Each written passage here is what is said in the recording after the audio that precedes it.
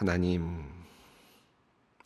우수가 지났으니 이제는 추운 겨울도 들어갈 때가 된 것 같습니다. 조금씩 따뜻해지는 아침 기온이 마치 온화한 손길로 잠자리를 깨우시는 주님의 손길 같이 느껴집니다. 얼어 있었던 모든 것들이 녹았으면 좋겠습니다. 전염병으로 인해 얼어붙은 우리의 생활도, 얼어붙은 경제도, 얼어붙은 정치도, 남북 관계도, 얼어붙은 가정도, 사업도 모두 따뜻한 기운에 녹아내리면 좋겠습니다. 우리의 얼었던 마음도 녹아서 따뜻한 공동체들이 많이 생겨났으면 좋겠습니다. 하나님의 따뜻한 사랑과 은혜가 우리 모두에게 전해져서 행복한 오늘이 되었으면 참 좋겠습니다. 하나님, 사순절을 보내고 있습니다. 골리앗 앞에서 40일 동안 두려움과 공포 속에서 떨고 있었던 이스라엘 백성들을 생각합니다. 우리가 혹시 골리앗과 같은 그 무엇에 붙잡혀 살고 있는 것은 아닌지요? 우리 앞에서 우리를 두렵게 하고 있는 그 무엇, 우리에게 참된 해방을 주지 못하고 우리를 얽어매고 있는 그 무엇, 하나님, 우리가 그 무엇에 매여 있지 않았으면 좋겠습니다. 이번 사순절을 보내며 이 40일 동안 우리가 하나님을 신뢰하며 정화의 시간을 갖기 원합니다. 잡혀 있었던 것으로부터 참된 자유를 얻는 시간이 되기 원합니다. 우리 앞에서 골리앗과 같은 세상의 거친 위협들이 우리를 늘 두렵게 하지만 모든 것이 주님의 선하신 의도 가운데 있음을 믿게 하시고 하나님께서 우리와 함께 하심을 보게 하여 주시어서 늘 승리하는 우리들이 되게 하여 주시옵소서. 하나님, 우리에게 어려운 일이 닥칠 때마다 과거를 돌아볼 수 있는 기억력을 주시옵소서. 하나님께서 우리와 함께 하셨던 그 날들, 그 순간들을 기억해 하여 주시옵소서. 그래서 늘 감격이 있게 하시고 감사가 있게 하여 주시옵소서. 하나님, 막힌 길이 우리 앞에 나타나면 당황하지 않게 하시옵소서. 도리어 뻥 뚫린 하늘을 보게 하여 주시옵소서. 위에 계시는 주님, 보고 계시는 주님, 지키시고 계시는 주님을 만나고 경험케 하여 주시옵소서. 어떤 상황에서도 그 상황을 붙잡고 계시는 하나님, 모든 것을 그의 뜻대로 운행하고 계시는 하나님을 생각하게 하시고 믿음을 굳게 하여 주시옵소서. 교회력으로는 사순절을 지내지만 우리는 여전히 세상의 달력을 또한 따라 살고 있습니다. 오늘도 우리 앞에는 산적한 많은 일들이 있습니다. 졸업을 축하하고 입학을 축하하며 생일을 축하합니다. 가족을 만나고 사람들을 만납니다. 하나님, 이 모든 우리의 활동 속에 하나님의 은혜가 가득하길 원합니다. 오늘 함께 만나는 사람들, 해야 하는 일들이 행복하고 의미 있는 일들이 되게 하여 주시옵소서. 감염병의 위험이 여전한 중에 있으니 오늘 모든 만남 속에서 우리의 건강을 지켜주시옵고 또한 오늘 하루를 살아가면서 수많은 만남 속에서 마음의 상처가 생기지 않도록 하나님 우리를 보호하여 주시옵소서. 하나님, 대한민국 피로회복이라는 이름으로 한국의 교회들이 헌혈운동을 펼치고 있습니다. 피해는 희생이 담겨 있고 생명이 담겨 있습니다. 주님의 순환을 기억하는 사순절 기간 동안 우리들의 절제된 삶을 통해 몸과 마음이 그리고 우리의 삶이 깨끗이 정화되게 하여 주시옵소서. 절제의 40일 이후 부활의 희망찬 활력과 함께 시작될 헌혈과 나눔의 운동에 우리 모두가 기쁨으로 참여하게 하시어 하나님의 계획과 뜻을 기쁘게 이루게 하여 주시옵소서. 하나님, 여전히 우리는 늘 반복되는 많은 기도의 제목들을 들고 있습니다. 소소한 가정의 행복을 꿈꾸며 기도하는 우리의 기도를 주님께서 들어주시기를 원합니다. 무엇보다 자녀들을 위해 기도하는 부모의 기도를 주님께서 들어주시옵소서.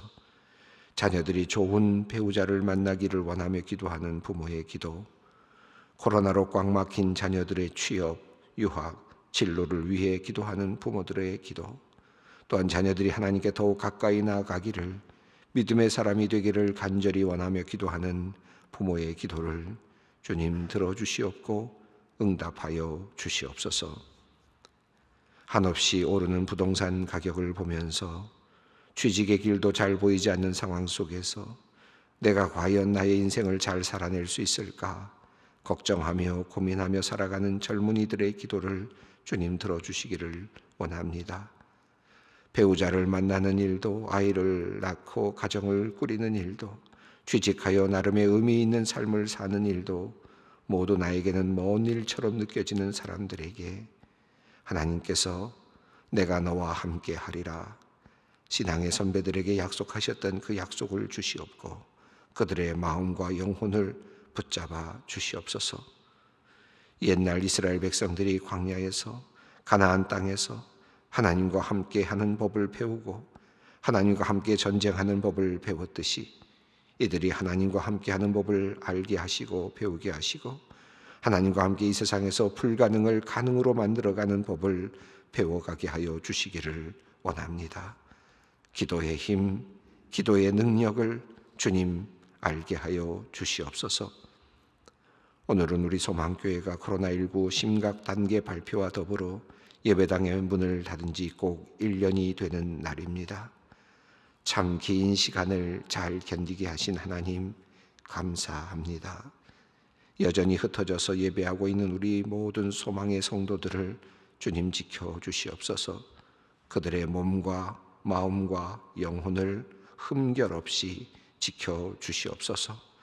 그들의 신앙이 약하여지거나 나태하여지지 않도록 주님께서 지켜주시고 보호하여 주시옵소서.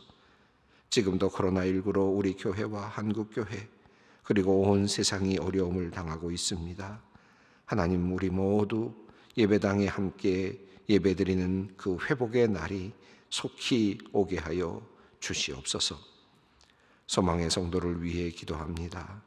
교회를 위해 애쓰시던 장로님께서 어제 하나님의 부르심을 받으시어 장례의 일정 중에 있습니다. 최경석 장로님, 주님을 향하여 일한 귀한 삶을 주님께서 귀하게 여겨 주시옵소서.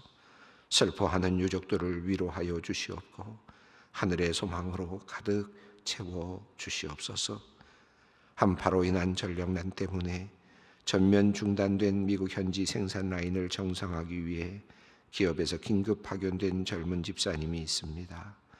공정을 잠시만 멈추어도 경제적 손실이 야기되는 산업 특성상 조속한 복구가 필요하기에 하루 3시간도 잠을 이루지 못한 채 진력하느라 과로가 이어지고 있습니다. 기도하며 매 순간을 진행하고 있는 집사님께 모든 문제 해결을 위한 지혜와 건강을 주셔서 맡은 책임을 잘 완수해 하옵소서. 코로나 감염의 위험으로부터 집사님과 팀을 보호하여 주시고 공장이 재가동되어 국내 관련 산업의 흐름이 타격받지 않도록 주님 이끌어 주시옵소서. 이 시간 예루살렘과 로마에서의 순교와 고난의 길로 순종하며 들어가고 있는 그 현장 속으로, 그 생명과 진리의 말씀 속으로 들어가려고 합니다. 오늘도 한마디의 단어, 한 구절의 말씀이 우리들의 가슴과 심장을 뛰게 하시어서 주님의 종들로 살아가게 하여 주시옵소서. 단 하루를 살아도 오직 하나님께 영광을 드리게 하옵소서. 예수님의 이름으로 기도드리옵나이다. 아멘. 오늘 주시는 하나님의 말씀 사도행전 24장 10절로 16절 말씀입니다. 사도행전 24장 10절로 16절 말씀을 함께 봉독합니다. 총독이 바울에게 머리로 표시하여 말하라 하니 그가 대답하되 당신이 여러 해 전부터 이 민족의 재판장 된 것을 내가 알고 내 사건에 대하여 기꺼이 변명하나이다. 당신이 아실 수 있는 바와 같이 내가 예루살렘에 예배하러 올라간 지 12틀밖에 안 되었고 그들은 내가 성전에서 누구와 변론하는 것이나 회당 또는 지중에서 무리를 소동하게 하는 것을 보지 못하였으니 이제 나를 고발하는 모든 일에 대하여 그들이 능히 당신 앞에 내세울 것이 없나이다. 그러나 이것을 당신께 고백하리이다. 나는 그들이 이단이라 하는 도를 따라 조상의 하나님을 섬기고 율법과 선지자들의 글에 기록된 것을 다 믿으며 그들이 기다리는 바 하나님께 향한 소망을 나도 가졌으니 곧 의인과 악인의 부활이 있으리라 함이니라. 이것으로 말미암아 나도 하나님과 사람에 대하여 항상 양심의 거리낌이 없기를 힘쓰나이다. 아멘. 지난 시간에 24장 앞부분 1절부터 9절을 읽고 설명하는 중에 잠시 멈춰섰습니다. 5절과 6절을 우리가 읽었었는데요. 그리고 내용이 이제 7절이 없는 것으로 되어 있었습니다. 6절 후반부부터 7절 그리고 8절 상반부가 없는 것으로 이렇게 표기가 되어 있었는데 그 내용이 다른 사본들에는 또 적혀 있는 부분들이 있습니다. 그래서 그 내용이 우리가 가지고 있는 교재 소망 말씀 나눔의 부분에 적혀 있는데요. 제가 한번 읽어드리겠습니다. 내용이 이렇게 되어 있습니다. 5절을 먼저 읽겠습니다. 우리가 보니 이 사람은 전염병 같은 자라 천하에 흩어진 유대인을 다 소요하게 하는 자요 나사렛 이단의 우두머리라. 그가 또 성전을 더럽게 하려 함으로 우리가 잡아싸우니. 그리고 이어지는 다른 사본의 본문은 이렇습니다. 그래서 우리의 율법대로 재판하려고 했으나 7절입니다. 천부장 루시아가 와서 그를 우리의 손에서 강제로 빼앗아 갔나이다. 8절입니다. 그러고는 그를 고발하는 사람들에게 가깝게 가라고 명하였나이다. 이런 내용이 있습니다. 자, 그리고 나서 8절 말씀인데요. 당신이 친히 그를 신문하시면 우리가 고발하는 이 모든 일을 아실 수 있나이다 하니 9절입니다. 유대인들도 이에 참가하여 이 말이 옳다 주장하니라. 이렇게 되어 있습니다. 5절 우리가 이미 읽었습니다만은 전염병 같은 자라라고 하는 표현을 했는데 이 전염병이라는 것이 고대 시대로부터 전염병이 일어나면 그 전염병이 누구 때문에 일어났느냐 항상 혹시 황제 때문에 국가의 지도자 때문에 일어난 것이 아닌가 하는 그런 민심의 동요가 항상 있기 때문에 그때마다 이 고대 국가에서는 또 많은 정치적인 어떤 흐름 속에서 항상 일어나는 일인데 이것을 누구에게가를 돌려야 되는 이 책임을 누구에게 돌려야 되는 그런 일들이 종종 있었습니다. 지난번에 글라우디오가 알렉산드리아 사람들에게 보낸 편지를 제가 간단히 소개해드렸는데 글라우디오도 그 당시에 일어나고 있는 모든 역병들을 알렉산드리아 사람들에게 전가할 것이다. 그렇게 협박하는 그런 편지가 있었죠. 이제 그런 방식입니다. 그래서 지금 이 더둘로가 지금 나름대로 하여튼 언변이 있는 그런 사람이기 때문에 5절에서 이 사람은 전염병과 같은 자라라는 표현을 통해서 마치 전염병을 일으키는 사람처럼 또 그리스도교가 마치 전염병을 일으키는 그런 종교인 것처럼 그렇게 호도하고 있는 모습을 볼 수 있었습니다. 그가 이야기한 내용은 크게 세 가지였죠. 이스라엘 백성들을 소유하게 하는 자다라는 것이고, 그리고 나사렛 이단의 우두머리다라고 하는 것이고, 그리고 그가 성전을 더럽게 하는 자다. 더럽게 하려 하였기 때문에 우리가 그를 붙잡았다라고 그렇게 이야기를 하고 있습니다. 그를 이제 신문하시면 모든 일을 아실 수 있을 것입니다. 이렇게 이제 더둘러가 이제 벨릭스 앞에서 이제 그런 이야기를 했습니다. 자, 저는 이 흐름을 쭉 보면서 이런 생각이 들었습니다. 참 끈질기다. 어떻게 이렇게 바울을 잡기 위해서 저렇게까지 끈질길까? 그렇지 않습니까? 에베소에서 쫓아오고 고린도에서 쫓아오고 또 고린도로 가면 또 다시 쫓아오고 또 잡으려고 또 쫓아오고 사실은 에베소에 있는 사람들 그 주위에 있었던 사람들이 예루살렘까지 또 쫓아와서 또 예루살렘에서 소동을 일으켜서 다시 또 그를 잡기 위해서 가이사랴까지 와서 가이사랴에서 또 다시 그를 또 죽이려고 하고 있는 끈질기게 죽이려고 하고 있는 끈질기게 없애려고 하고 있는 그 유대인들의 그 모습을 보게 됩니다. 하나님의 사역을 감당하고 있는데 바울 입장에서는 하나님의 일을 하고 있는 것이고 또 진리를 선포하고 있는 것이고 바른 길을 가고 있는 것이고 그런 길을 가고 있는데 하나님의 일을 하고 있는데 그 하나님의 일을 끊임없이 방해하려고 하는 세력들이 있다라는 것을 우리가 보게 됩니다. 바울이 얼마나 안타까웠을까요? 계속 쫓기고 있는데 계속 진리를 전파하면서 계속 쫓겨가고 있는 그런 모습을 보게 되면서 또 와서 거짓으로 변론하면서 어떻게든지 지금 바울을 죽이려고 하고 있는, 어떻게 해서든지 그를 지금 이제 제거하려고 하고 있는 모습을 보게 됩니다. 우리 그리스도인들이라고 하는 존재, 우리가 적극적으로 말하면 복음을 전하는 복음의 전사들이고 군사들이고요. 또 조금 소극적으로 말하면 그리스도인의 공동체라고 그렇게 표현할 수 있겠습니다. 이 그리스도인의 공동체, 참된 믿음을 지키고 있는 이 공동체, 또 복음을 전하고 있는 이 진리를 소유하고 있는 이 진리의 어떤 수호자라 할까요? 진리를 가지고 있는, 참된 진리를 가지고 있는 이 기독교에는 항상 끊임없이 박해가 있어 왔습니다. 그것은 없었던 적이 없었을 정도로 끊임없이 박해의 시간들이 있어 왔습니다.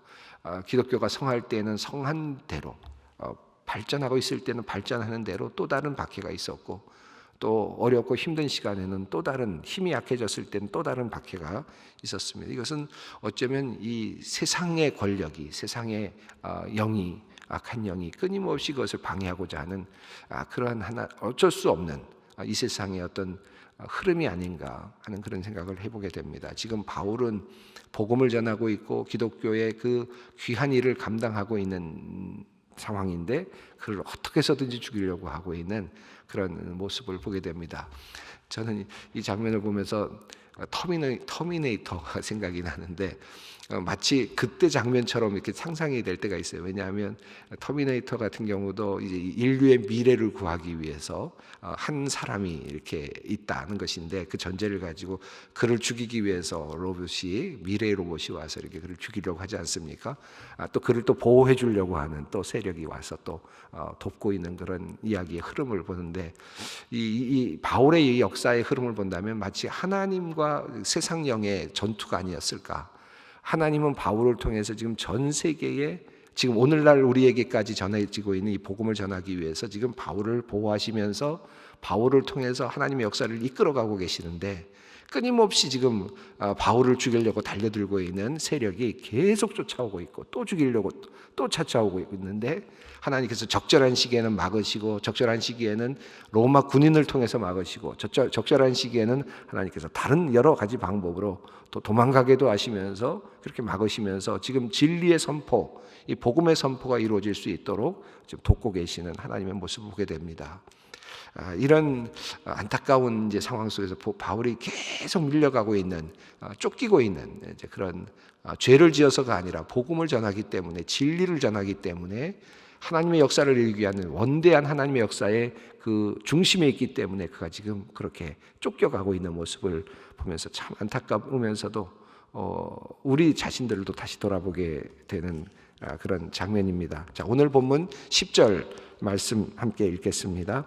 총독이 바울에게 머리로 표시하라 말하라 하니 그가 대답하되 당신이 여러 해 전부터 이 민족의 재판장 된 것을 내가 알고 내 사건에 대하여 기꺼이 변명하나이다. 총독이 바울에게 머리로 표시하여 말하라 하니, 마치 그림을 보는 것 같지 않습니까? 고개를 이렇게 탁 치면서 이렇게 하면서 말하라고 한 거 아니겠습니까? 그림을 그리듯 지금 표현을 하고 있는데 마치 그 자리에 있었던 것 같죠? 이 누가가 지금 그 사실을 그대로 증언하고 있습니다. 자, 그러자 대답하여 이제 이야기를 하는데, 이 지금 바울도 이제 수사학적인 기법을 그대로 더들로와 똑같은 방식으로 수사학적 기법을 사용하고 있습니다. 카프타티오 베네볼렌티아에라고 하는 이 하나의 수사학적 기법인데, 앞부분에서 그 재판하는 사람에게 칭송함으로써 이제 시작하는 그런 하나의 수사학적 기법이죠. 마음을 편안하게 만들어주고 안정감을 주면서 자기의 편이 되도록 만들면서 이제 이야기를 시작하는 그런 방식입니다. 자, 그런데 여기에서 바울은 이렇게 더들로처럼 과장되게 하지 않았고 거짓으로 치장을 하지는 않았습니다. 이렇게 이야기를 합니다. 당신이 여러 해 전부터 이 민족의 재판장 된 것을 내가 알고 내 사건에 대하여 기꺼이 변명하나이다. 그러니까 어느 정도의 칭송은 하는 것 같지만 아주 정확한 내용을 짚고 있는데, 여러 해 전부터라고 하는 말 속에서 우리가 알 수 있는 것처럼 이미 이제 그 총독이 몇 년 전부터 이미 사역을 하고 있었다. 그가 총독직을 지금 지내고 있었다는 것을 알 수 있고, 또 뒤를 보면 2년 후라고 하는 내용이 나오게 되는데, 벨릭스가 52년부터 60년까지 서기 52년부터 60년까지 총독으로 재임했던 것으로 그렇게 역사가 기록되어 있습니다. 그러니까 이제 2년 후에 또 다른 사건이 일어나는 것으로 봐서 바울이 재판을 받는 시기는 57년경으로 이렇게 보여집니다. 57년경에 있죠. 그러니까 52년부터 한 5년 동안 이미 벨릭스 총독은 이제 그 직무를 수행하고 있었으니까 그 이야기를 하는 거죠. 자기 자신이 알고 있는 것이고, 바울도 그러나 여러 해 전부터 이 민족의 재판장이 된 것을 내가 알고 라고 하는 이 말씀에서는 어떤 의미가 있습니까? 당신이 행정적인 재판을 오랫동안 해왔다는 것을 내가 인정하고, 지금까지 그렇게 훈련을 받았고 잘 해왔기 때문에 나에게도 나의 재판도 잘 하게 될 줄, 잘 수행할 줄로 믿고 내가 이렇게 이제 변명을 합니다 라고 하는 그런 의미이겠습니다. 그래서 민족의 재판장이 된 것을 오래전부터 재판장으로서 역할을 하셨던 것을 이해하면서 이제 그 모든 경험을 가지고 올바른 재판을 해달라라고 하는 그런 취지로 이제 하나의 앞부분에서의 인사를 하면서 변명의 이제 변호의 내용을 이야기합니다. 11절 말씀입니다. 읽겠습니다. 당신이 아실 수 있는 바와 같이 내가 예루살렘에 예배하러 올라간 지 열 이틀밖에 안 되었고, 그는 첫 번째로 지금 더둘러가 이야기하는 소요죄, 소요를 일으켰다라고 하는 죄에 대하여 지금 변명을 하는 것인데, 당신이 아실 수 있는 바와 같이, 조금만 알아보시면 아실 수 있는 내용입니다. 내가 예루살렘에 머문 지 열 이틀밖에 되지 않았습니다. 사실 그렇죠. 여러분 뭐 이미 우리가 읽어왔습니다만은 예루살렘에 도착한 다음 날 이튿날 그 예루살렘 교회를 방문해서 야고보와 그리고 또 그들 믿는 분들을 만났죠. 그분들이 뭐라고 제안을 했습니까? 지금 이곳에서 당신을 죽이려고 하는 사람들이 꽤 많이 있으니까, 또 유대인들 중에 당신을 의심하는 사람들이 있으니까 정결례를 하면 좋겠다라고 제안을 하니까 이 바울이 정결례를 이제 거행하지 않습니까? 7일 동안 거행을 했습니다. 그러니까 도착하고 그 다음 날이 지났고 하루가 지나고 그 다음부터 7일이 지났으니까 정결례를 하는 동안 8일 정도가 지났다라고 볼 수 있겠죠. 그런데 7일째 되는 날 어떤 일이 일어났습니까? 사람들이 그를 잡아서 성전에서 끌어내면서 이제 폭행을 가하고 소동이 일어나니까 천부장 루시오가 그를 붙잡아서 이제 구금해 두고 그 다음 날부터 이제 그 재판이 이루어졌죠. 며칠 동안의 재판이 이루어지지 않았습니까? 그렇게 해서 지나간 시간이 12일이었습니다. 그리고 가이사랴까지 이 천부장이 사람들을 동원해서 군사들을 보호하도록 해서 지금 가이사랴까지 보낸 것이거든요. 그러니까 알 수 있는 거죠. 그의 일정을 충분히 알 수 있습니다. 12일 동안의 행적을 정확하게 알 수 있다. 바울은 이제 자기 자신을 그렇게 변명하고 있습니다. 열 이틀 동안의 행적, 열 이틀밖에 되지 않았는데 무슨 소요를 일으킬 수 있는 시간이 되었겠습니까? 라는 의미도 함께 담겨 있습니다. 자, 12절 읽어봅니다. 그들은 내가 성전에서 누구와 변론하는 것이나 회당 또는 시중에서 무리를 소동하게 하는 것을 보지 못하였으니 이제 나를 고발하는 모든 일에 대하여 그들이 있느니 당신 앞에 내세울 것이 없나이다. 또 두 번째로 내가 열 이틀밖에 머무르지 않았을 뿐만 아니라 나는 그곳에서 소동을 일으키거나 또는 사람들과 누군가 변론하거나 한 일이 없습니다. 누구도 그것을 증언할 사람이 없습니다. 실제로 그런 일이 없었기 때문에 그것을 증언할 사람이 없고 증언하는 이도 없습니다. 잘 살펴보아 주십시오 라고 하는 내용입니다. 자, 그리고 나서 이제 14절부터는 그 나사렛의 도를 따르는 나사렛 이단의 우두머리다라고 하는 그 죄목을 이제 씌웠는데, 더둘러가 씌운 것에 대해서 그가 변호를 합니다. 바울이 변호를 하는데 일단은 그것을 인정하는 듯 하면서 그렇지 않음을 분명하게 또 보여주고 있습니다. 14절 말씀입니다. 그러나 이것을 당신께 고백하리이다. 나는 그들이 이단이라 하는 도를 따라 조상의 하나님을 섬기고 율법과 선지자들의 글에 기록된 것을 다 믿으며. 자, 여기 보면 그들이 이단이라고 하는 도라고 했습니다. 지금 나사렛 이단의 우두머리다라고 했는데 내가 이것만큼은 고백하겠습니다. 우리들 나의 신앙에 대해서 의심을 하는 것인데 이제 바울이 이렇게 변호하는 것이죠. 유대인들이 나를 이단이라고 말을 하는데 나는 조상의 하나님을 섬기고, 그러니까 유대인들이 믿어왔던 그 하나님을 똑같이 섬기고 있고, 율법과 선지자들의 쓴 그 글을 모두 다 믿으며 하나도 틀림없이 믿고 있으며, 구약에 있는 모든 말씀을 내가 다 믿고 있고 유대인들이 믿고 있는 그 하나님을 나도 섬기고 있으며 라는 말이죠. 15절 읽습니다. 그들이 기다리는 바 하나님께 향한 소망을 나도 가졌으니 곧 의인과 악인의 부활이 있으리라 함이니이다. 자, 유대인들이 가지고 있는 또 다른 소망, 믿을 뿐만 아니라 그 소망이 있는데 그것은 바로 부활, 의인과 악인이 부활할 것을 믿는 그 소망을 나도 가지고 있다. 유대인들이 가지고 있는 그 소망을 나도 가지고 있다. 물론 여기서 말하는 것은 바리새인들을 중심으로 믿고 있는 믿음의 내용을 이야기하고 있는 것이죠. 우리가 앞서 살펴보았습니다. 자, 이 소망을 나도 갖고 있습니다. 그러니까 바울은 어떤 말을 합니까? 나를 이단이라고 하는데 나는 이단이 아닙니다 라는 말을 지금 하고 있습니다. 나는 똑같이 유대인과 같은 하나님을 섬기고 있고 또 성경 말씀을 그대로 다 믿고 있고 또 그들이 가지고 있는 그 소망도 나도 똑같이 가지고 있는 사람입니다. 그들이 가지고 있는 의인과 악인의 소망을, 악인의 부활의 소망을 가지고 있습니다. 16절 읽습니다. 이것으로 말미암아 나도 하나님과 사람에 대하여 항상 양심의 꺼리낌이 없기를 힘쓰나이다. 내가 이렇게 믿고 있기 때문에 내가 항상 내가 하나님과 사람 앞에서 양심의 꺼리낌이 없기를 늘 힘쓰고 있습니다. 늘 노력하고 있습니다. 이렇게 자기 자신의 모습을 이야기합니다. 자, 앞서도 제가 말씀을 드렸던 내용입니다만은 바울이 이번에도 양심의 꺼리낌이 없기를 힘씁니다라고 하는 내용을 말하고 있습니다. 나는 양심의 꺼리낌이 없기를 힘쓰고 있다. 양심을 거스르지 않으려고 노력하고 있다. 이렇게 표현합니다. 이 말은 벨릭스 앞에서 이런 이야기겠죠. 내가 하는 말은 결코 틀림이 없습니다. 나는 내 양심을 따라서 말을 하고 양심을 따라서 행합니다 라고 하는 자기 자신의 어떤 태도를 분명하게 이야기하는 것입니다.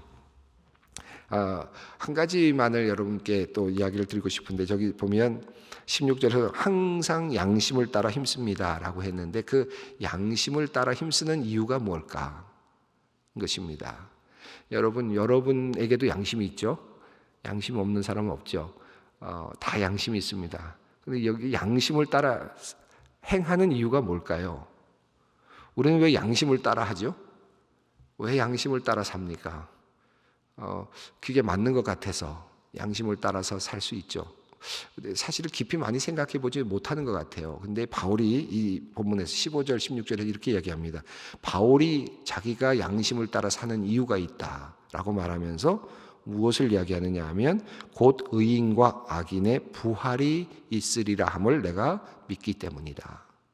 다시 말하면 양심을 따라 사는 이유는 내가 죽은 이후에도 하나님께서 다시 나를 살리셔서 의인과 악인도 살리셔서 그들을 심판하실 것이다 라고 하는 사실을 믿기 때문에, 그렇기 때문에 양심의 꺼리낌이 없도록 노력한다 라는 뜻입니다. 이 바울이 가지고 있는 신앙인데 우리 믿는 우리들도 같은 신앙을 가지고 있습니다. 우리가 양심을 따라 살려는 이유는 그냥 양심을 저버리면 지나가는 것이 아니라 그것이 하나님 앞에서 반드시 심판받는 것이다 라는 것을 믿기 때문입니다. 그래서 우리는 양심을 거리낌이 없이 살려고 노력을 하는 것이고, 심판이 없다면 누가 양심을 따라 살려고 하겠습니까? 심판을 믿기 때문에 의인도 악인도 하나님 앞에 서는 그 심판대 앞에 서는 것을 믿기 때문에, 이것이 바울의 신앙이고 기독교의 신앙이기도 합니다. 오늘 이 신앙을 또 다시 생각하면서 바울의 이 이야기를 흐름을 잘 생각하시면서 나는 왜 양심을 따라 살아가야 하는가 다시 한번 생각하면서 오늘 기도의 자리로 나갔으면 좋겠습니다. 기도하겠습니다. 하늘에 계신 우리 아버지 이름을 거룩하게 하시며 아버지의 나라가 오게 하시며 아버지의 뜻이 하늘에서와 같이 땅에서도 이루어지게 하소서. 오늘 우리에게 일용할 양식을 주시고 우리가 우리에게 잘못한 사람을 용서하여 준 것 같이 우리의 죄를 용서하여 주시고 우리를 시험에 빠지지 않게 하시고 악에서 구하소서. 나라와 권능과 영광이 영원히 아버지의 것입니다.